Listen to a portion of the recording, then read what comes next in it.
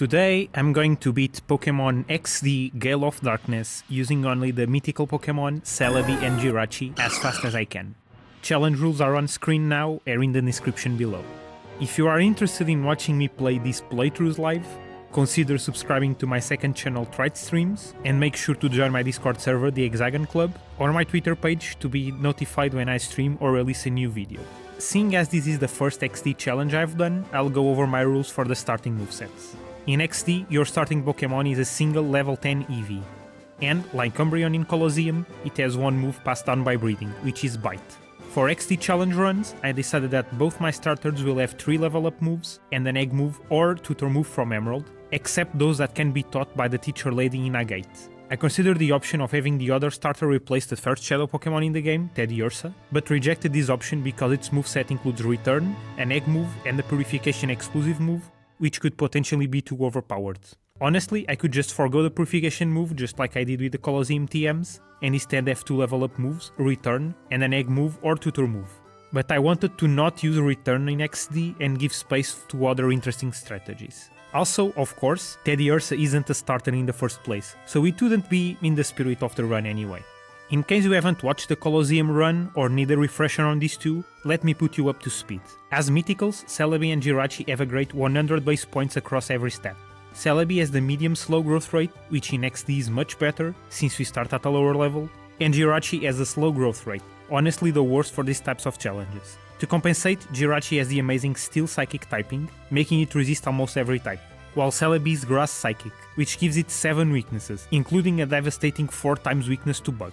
To truly cement Jirachi as the literal star of the show, it learns the amazing Stab move Psychic at only level 20, which is supplemented by a robust TM moveset and access to all 3 elemental punches via the Emerald tutors. The cherry on top is its ability Serene Grace, one of the best in the game, which doubles the chances of added move effects occurring. Poor Celebi, however, suffers greatly from a lack of stab and tech options by level up, with the only moves of note being Confusion and Ancient Power, and a rather limited move pool by TM and move tutor.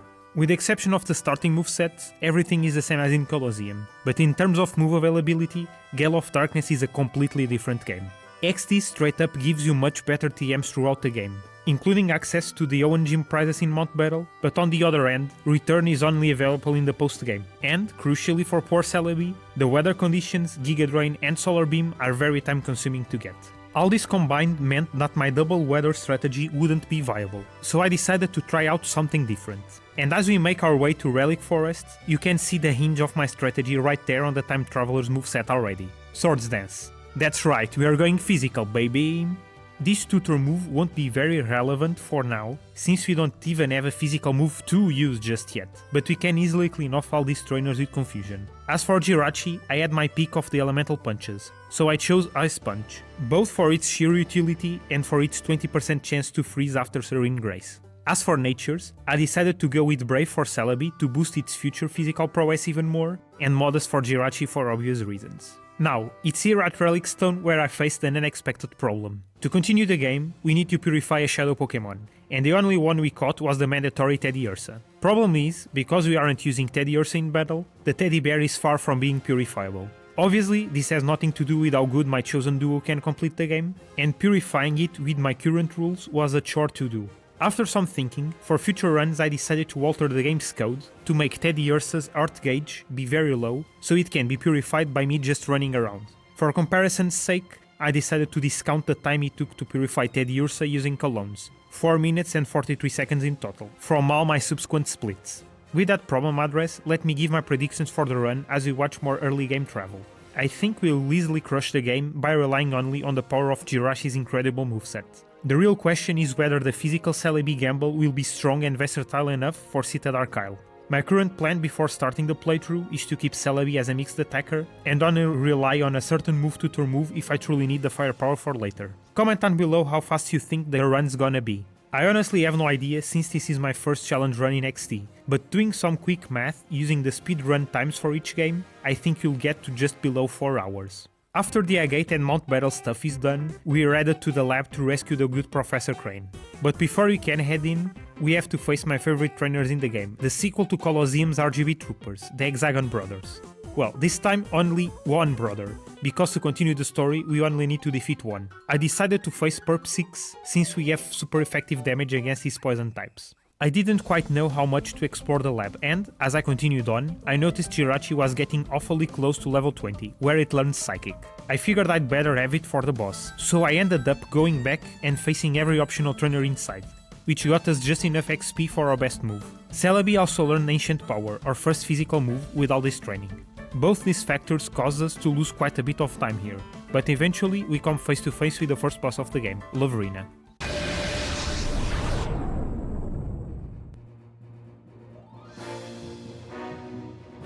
I decided to set up with Celebi for the first time, while Jirachi's Psychic surprisingly missed the KO on Luvdisc. Starting on the next turn, it was time to bulldoze everything with Ancient Power.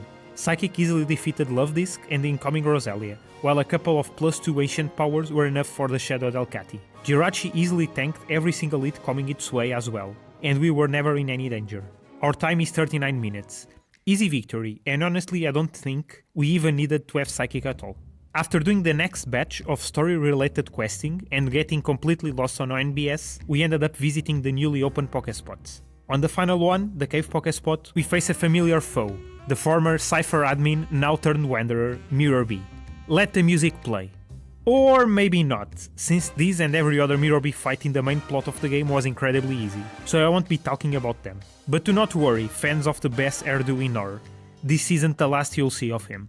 With the Disco Ball Man and our chores taken care of, we return to ONBS. But oh no, Cipher has invaded it to steal the data ROM we brought from the lab. We easily sweep every trainer here right until the one in front of the upstairs office, 𝗟𝗏𝗄𝗏𝗀𝗀. You see, this trainer has a Shadow Ralts, and I really wanted to get its Twisted Spoon. Problem is, Ralts is incredibly frail, so I managed to KO it 3 times in increasingly silly ways. I lost about 6 minutes just getting this thing. Lesson learned, do not overestimate Ralts. The buff Cipher commander at the top of ONBS, 𝗥𝗂𝗹𝗲𝗀, wasn't particularly difficult, although he did get our Pokemon to around half HP. After ONBS, we go see what's going on in FNAC, where things are sounding a bit off. Quite literally. We don't even have time to wet our toes in the oasis, because we are sent to Real Game Tower to play on the slots, to play the battle CDs and bingo. Fortunately, we don't actually need to play any of them. So I just make a beeline for the shop and buy our favorite move, TM10 Hidden Power. I teach it to Jirachi, opting for our missing coverage from the Colosseum run, Fire. I could have picked Fire Punch and HP Ice instead, but Ice Punch's secondary effect is much better, and we only need Fire for some annoying foes later on. I lost a bit of time in FNAC running around trying to find the Rumble of Love. Eventually I got my bearings and continued mowing down peon after peon, until we barged into the stadium and faced the second boss of the game, Snattle.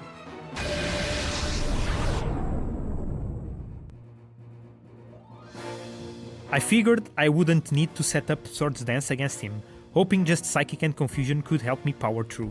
However, Snattle's team is surprisingly bulky, with Lanturn taking 3 hits to go down, while 𝗥𝘂𝗃𝗃𝗃 took 2. Despite our own amazing bulk, this series of tiny hits took quite a toll on Jirachi especially, putting it at half HP when Lunatone came out and set up Shadow Sky, which takes 1/16 of our HP every turn. On top of that, Lunatone resists our best move, and we have no super effective move against it, with Ice Punch being a 3-shot. Due to this, Jirachi eventually got KO'd by Lunatone, and there was no way Celebi could defeat Metang on its own. That's our 4th reset. Clearly the problem here wasn't us being too weak, I just needed to set up with Celebi and use Ancient Power to defeat Lunatone. Remember, Rock doesn't resist Rock. On our second attempt, I decided to set up with Swords Dance not once but twice. This is because Lanturn and 𝗥𝘂𝗃𝗃 are much less threatening than Lunatone's Shadow Sky. We took some damage from them, but we easily defeated both on turn 3. From then on, there was nothing standing in the way of our +4 Ancient Power. Lunatone easily fell to our mighty Time Traveler, while Castform just barely survived the Psychic. Metang replaced Lunatone, but we easily defeated both it and Castform with Hidden Power Fire and Confusion, respectively. Our time is 1 hour and 21 minutes. A rather easy win if I wasn't such an idiot at first. After Snattle, I grabbed Ice Beam, although we just sell it, and the PP up on the stadium. More travel time! We need to upgrade our bike to be able to go into the desert where the SS Libra is. Which means that once again we need to go to Kamiko's lab to grab Makan. But as usual, Chobin thinks we are a burglar and forces us to battle him. He's still pathetically weak the first time, but this time he has an ace upon his sleeve. Robo Groudon. Well, it's actually just showing inside a Groudon mecha, so it can't be that hard, right? Well, during my testing, this battle actually turned out to be quite challenging, so I was slightly afraid of it. But turns out we faced absolutely no issues with the mythicals, so I'll be skipping this battle from now on unless it actually becomes difficult. After Chobin, we grab the rare candy in the lab's basement and continue with the story. In the SS Libra I grabbed the leftovers, the 2 PP ups, which you give to Ancient Power, and Flamethrower to sell. This is definitely an area where I need better movement because I wasted a lot of time trying to figure out where each item was. At the end of the SS Libra section, we get our snag machine stolen by Team Snag'em, so we gotta take it back. But first, we have to visit the Shadow Pokémon factory, the Cipher lair. There's a mandatory battle here against Zoo, who's just hanging about at the entrance of this toxic wasteland for some reason. We easily dispatch him, and afterwards we have to do more traveling around. ONBS, then Outskirts stand, where we face off against Mirobi for the second time, then get the location of Snagem's hideout from Wordle, the fugitive Cipher scientist. The Snagem hideout was pretty straightforward, Gonzap included. Not even Biden could stand in the way of our campaign of destruction. The important thing of note here was that we got a massive moveset upgrade for Celebi in the forms of TMs 29 and 30, Psychic and Shadow Ball respectively. Yes, finally Celebi gets to use Psychic in Aura. Good for it. It will be our primary attacking move for most goons, but if need be, it can be replaced with something else later. As for Shadow Ball, it will be our main attacking move if we set up with Swords Dance. I also got the rare candy here, which is gated behind an optional battle, but honestly I think it was a waste of time. After the Snagem hideout, we return to the Cipher lair and face off against Zook again. I snagged this Zangoose because I might need the Silk Scarf, but again, this was a big waste of time. In the Cipher lair, I bulldoze every single trainer standing in our way without any problems. Because this is the first XD run, I'll make a quick comment about some of the optional items you can get here. In the basement there's TM24 Thunderbolt, and en route to the top there's a rare candy. Both are guarded by a Cipher Peon, but after you defeated Gorrigan, you can just grab them without facing any trainers. As I don't really need Thunderbolt for this section, I'll just grab these items on my way back to save some time. There is, however, one Cipher Peon I wanna talk about. Cipher Peon Snidle as a 𝗟𝗔𝗄, and if you know 𝗟𝗔𝗄 for anything, it's because of its ability Wonder Guard, which gives it immunity to any moves that are not super effective. Of course, we do have Hidden Power Fire, so it's not a problem for this run. But keep this guy in mind for the future because he could be a surprising wall. Anyway, with the factory blown up and no more Shadow Pokémon being able to be produced, our job here is done. Except we still have to face the Cipher admin overseeing the factory, Gorrigan.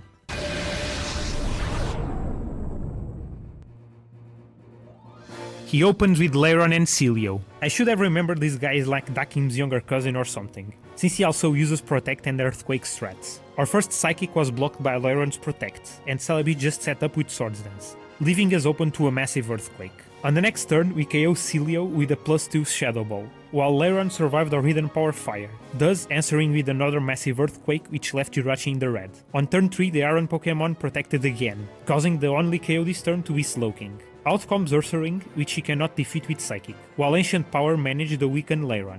Ursaring's Slash dealt great damage to Celebi, also putting it in the red.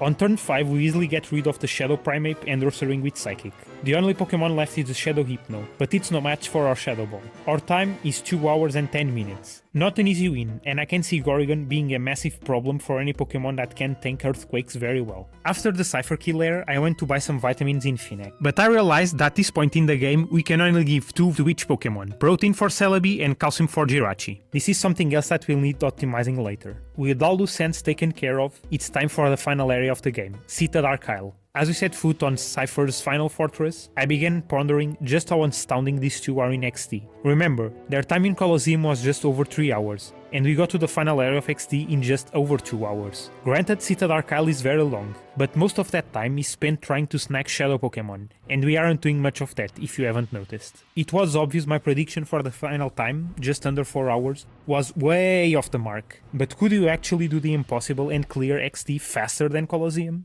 To do that, we'd need to first defeat every trainer in this island, as well as rematch the 3 admins we defeated before, plus the blue and red sons of Grandmaster Greevil. Our first quote-unquote major trainer here was Lovrina, but she's a perfect example of the difficulties, or lack thereof, we faced on 𝗟𝗏𝗏𝗀. She didn't pose much of a threat. Celebi is about 10 levels above her race Altaria without using any rare candy.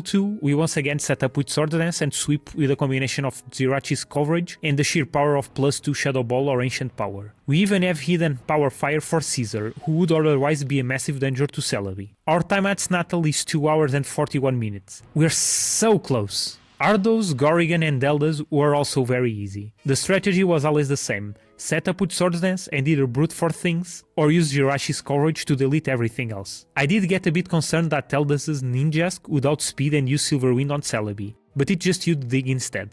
Our time at Teldas is 2 hours and 49 minutes. We have about 10 minutes to defeat Greevil and clear the game before Colosseum. Can we do it? Let's find out. But first, we had to face XD001, the Shadow Lugia. Will this terrifying beast be the one standing in the way of glory? Well, sorry to disappoint, but Shadow Ball and Thunderbolt easily dealt with an unpurifiable Shadow Pokémon. What a letdown. With that chicken out of the way, it's time for the final battle in XD, Grandmaster Greevil.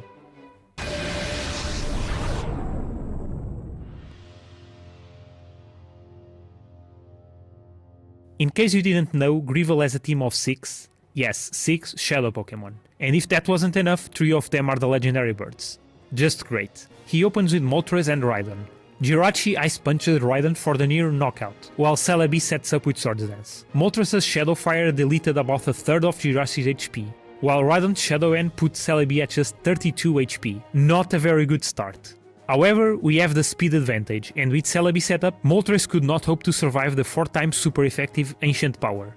Jirachi defeated Rhydon and out came Executor and Tauros, which I was a bit afraid of since we didn't have any good moves against it. Executor easily fell to Shadow Ball, but the rather bulky Tauros survived our Psychic. Its Shadow Rush could easily KO either of our Mythicals, but the Wild Bull Pokémon set up Shadow Sky instead. This might sound good, but remember, Celebi is almost on 4, so we are on a very short timer. On turn 4 we get rid of Tauros and Articuno with Psychic and Ancient Power respectively. Despite being 1 turn away from a single KO for Celebi, there was nothing Zapdos could do to us, and a single Ancient Power was enough to KO it. With Celebi at only 8 HP, we clear Pokémon XD by the skin of our teeth in only 2 hours and 53 minutes, with 4 resets and 0 single KOs and blackouts. The game time was 8 hours and 38 minutes. It's now time for the post-mortem! Honestly, I'm flabbergasted. Never in my wildest dreams did I think I would be able to clear this game so quickly, and faster than the same duo in Colosseum even. I think the biggest reason for this is because Gale of Darkness is a much easier game than Colosseum. The trainers are at a much lower level, you face a lot more of them, the game is just better balanced in general, and, crucially, you have access to a lot better TMs than in Colosseum. Jirachi's final move set was fantastic, and Swords Dance Celebi proved to be a real powerhouse on its own. Clearly, Celebi doesn't need Stabgrass type to be a great partner, and obviously these two are just great Pokémon in general, so it's no surprise they did very well. In case you're curious, here are all the splits for the run, adjusted to remove the time I spent purifying 𝗪𝗱𝗃 at the beginning. We have nothing to compare them with at the moment, but again, this will be a benchmark for future runs. In terms of possible optimizations, aside from the 𝗪𝗱𝗃 debacle, I can see the following. Number 1, cutting the training in the lab for Psychic and just make sure we get Ancient Power. Number 2, better movement in the travel heavy sections like the SS Libra, Finac, ONBS, etc. Number 3, cutting some items that I never ended up using, especially the optional rare candy in the Snag hideout. Number 4, maybe skip getting the type boosting items or maybe getting only the Twisted Spoon for more bang for my buck. And number 5, buying the vitamins after defeating Snattle to make sure we can better optimize our EVs. I can see the time going as low as 2 hours and 40 minutes with these optimizations. If you made it all the way to the end, thank you so much for watching. If you enjoyed the video, please consider giving it a like, subscribe and leaving a comment down below to boost the algorithm a tiny bit. Finally, a big thank you to 𝗟𝗶𝗃 for letting me use her remixes in these videos, and to Kawagano on Twitter for letting me use their fantastic artwork on the video thumbnails. Now, it's the end of the video, but I feel like I forgot something. What was it? Wait, where's this music coming from? Yeah, did you really think I was going to end the video without facing the actual final boss of the game? That's right, in XD I'm also doing the post-game fight against 𝗟𝗶𝗀𝗀𝗃. If you're wondering, but right, don't you need to snag every shadow in the game to unlock this fight? Well, yes, but I did play XD normally before, and I saved just before this fight specifically so I could face him with 𝗟𝗏𝗀𝗀 as a little bonus. Of course, this involves some save file manipulations, but using PKX I can clone exactly my Pokemon from the main save, movesets and all. Now, for real this time, let the music play.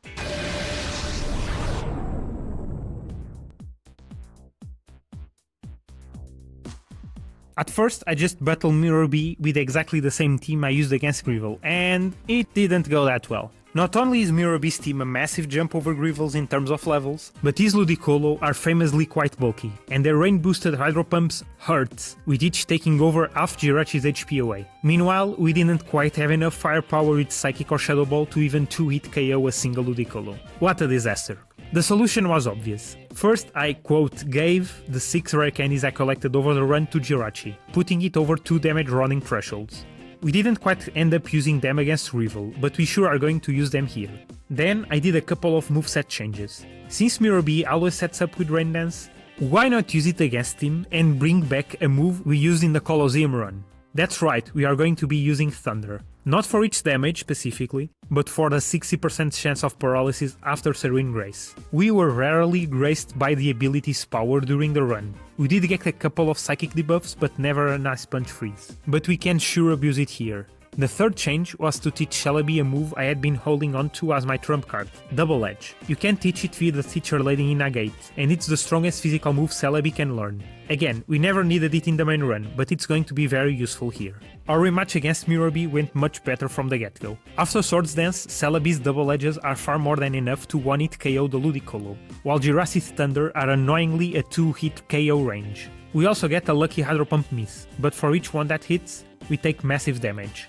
Ludicolos start using other moves like Giga Drain and Ice Punch, putting Celebi at too low HP to be able to use Double Edge. It ends up being KO'd by a Seismic Toss, leaving Jirachi all on its lonesome. Fortunately, we managed to paralyze 2 of the Ludicolo, and slowly but surely we dispatch them with some luck and terrible move choices from their part. Finally, the Shadow Dragonite comes out, but it's no match for our Ice Punch. The final Ludicolo hits a Hydro Pump, and I thought it was all over, but Jirachi survives with 2 HP and the Psychic finishes off the carefree Pokémon. What a great finish for a great run. Now it's for sure the end of the run.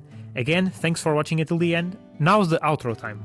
This was a really fun run I did while being stricken by a week's long migraine. The setup wasn't the best, I was using a terrible projector at like 4 meters away from me, but I really needed something to distract myself from the boredom and inability to work at full capacity. I only noticed that I didn't set up the dolphin window properly during the script writing, so I apologize for that.